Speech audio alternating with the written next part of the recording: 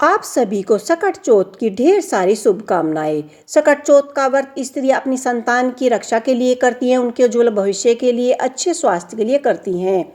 इस व्रत में जितनी जरूरी पूजा करनी होती है, इससे भी ज़्यादा जरूरी होता है कथा का सुनना। आइए शुरू करते हैं हम कथा। कथा बहुत ही ज़्यादा महत्वपूर्ण है। कथा को बीच में आप ना छोड़े, अंत तक सुने और सकट चौथ व्रत की कथा सुनते हैं। पहले हम गणेश जी की पूजा कर लेंगे और फिर एक लोटा भरकर हम रख लेंगे। तो आइए शुरू करते हैं हम अपनी पूजा और कथा। एक गांव में एक बुढ़िया रहती थी। बुढ़िया बहुत ही ज़्यादा गरीब थी। उस बुढ़िया के एक बेटा था।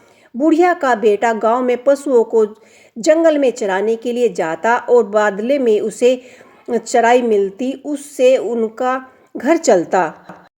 और बदले में उसे जो भी चराई मिलती उसी से उनका घर चलता था।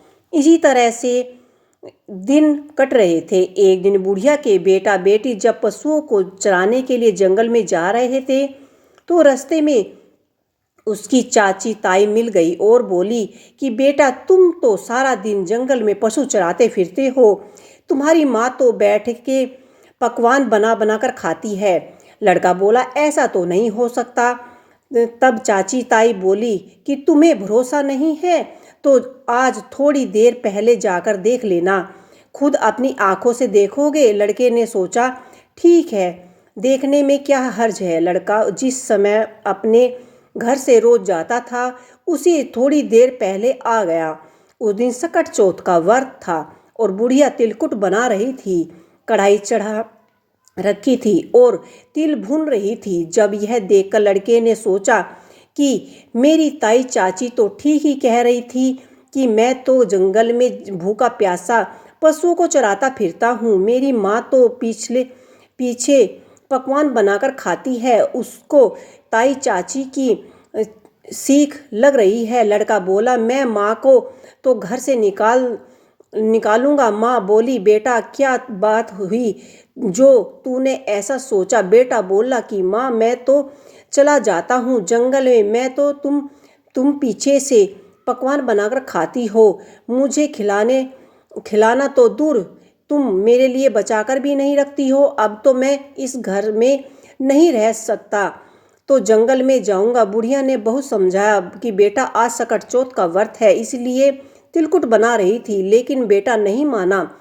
बुढ़िया समझ गई कि किसी का सिखाया पढ़ाया गया है, यह नहीं रुकेगा। बेटा जाने लगा तो बुढ़िया ने कहा कि बेटा, यह सकट चौथ व्रत तिल है, यह तुम अपने साथ ले जाओ और जहाँ भी भीड़ पड़े, मुसीबत पड़े, तिल पूर के बैठ जाना। अगर मैं तुम्हारी नाम के व्रत कर रही होंगी तो सब मुसीबत टल जाएंगी। लड़के ने तिल हाथ में लिए और वह चल पड़ा। एक जंगल के पास पहुंचा। उस जंगल में गया तो देखा कि सामने एक बहुत बड़ा शेर खड़ा है। शेर ने रास्ता रोक लिया। लड़के ने सोचा कि आज तो मेरा मरना तय है। डर के मारे कांपने लगा। डर के मारे कांपते समय उस पहले इंसान को अपनी माँ याद आती है, तो उसने भी अपनी माँ को याद किया और माँ याद करते ही माँ के दिए हुए तिल याद आ गए। तिल पूरे के वहीं बैठ गया। तिल पूर कर बैठ गया और बोला कि हे सकट चौथ माता, अगर आप मेरी माँ मेरे नाम के व्रत करती है तो यह शेर गायब हो जाए, यह यहाँ से चला जाए, नहीं तो मेरी मृत्यु आज तय है। जैसे ही लड़के ने ऐसा बोला तो वैसे ही शेर वहाँ से गायब हो गया। बुढ़िया तो अपने बेटे के नाम के व्रत किया करती थी। अब वह राम राम कहते हुए आगे चला गया।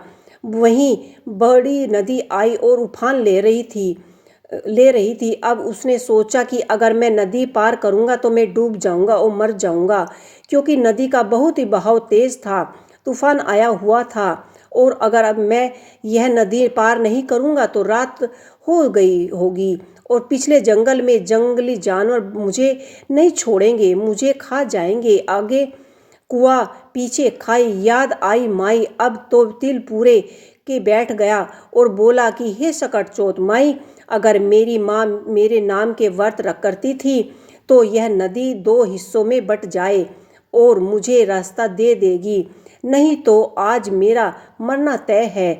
जब ऐसा ही कह नदी में 2 हिस्से बट गए और रास्ता मिल गया, क्योंकि बुढ़िया माई तो उसी के नाम के व्रत किया करती थी। नदी पार करके दूसरी नगरी में पहुंच गया। वहां देखा तो एक बुढ़िया पेड़े बना रही थी और रोती जा रही थी। उसने बुढ़िया से पूछा कि माई, पूड़े बना रही हो और इतना मतलब क्यों रो रही हो, खुश क्यों नहीं हो? उसी साथ मैं रो रही हूँ कि तुम दुखी क्यों हो? यह खुशी और दुखी एक साथ कैसे आ सकती है? बुढ़िया बोली कि हे बेटा, कैसे बात कर रहे हो? नगरी में हर छठे महीने आवे पकते हैं और आवे में एक इंसान की बलि दी जाती है। अब मैं बैठाए जा रही हूँ कि हर घर में से एक रोज एक नंबर लगता है। आज मेरे घर में नंबर है और मेरा एक ही बेटा है। आज मेरा बेटा आवे में मर जाएगा, इसलिए मैं दुखी भी हूँ और यह सोचकर मैं रो रही हूँ कि आज मेरा बेटा का आखिरी दिन है, आखिरी बार इसके लिए मैं भोजन बना रही हूँ, तो कुछ अच्छा बना लूँ और उसे खिला दूँ, इसलिए मैं पेड़े बना रही हूँ। अब बुढ़िया का बेटा बोला, मगर माई, अगर मैं तेरा बेटे की जगह चला जाऊँ तो यह पेड़ा मुझे खिला दोगी? बुढ़िया बोली, बेटा, पेड़ा तू तो चाहे जितना खा ले, सारे खा ले, पूरा यूं कौन किसी की माई में आ जाता है? बोला, माई ना माई, मैं चला जाऊं।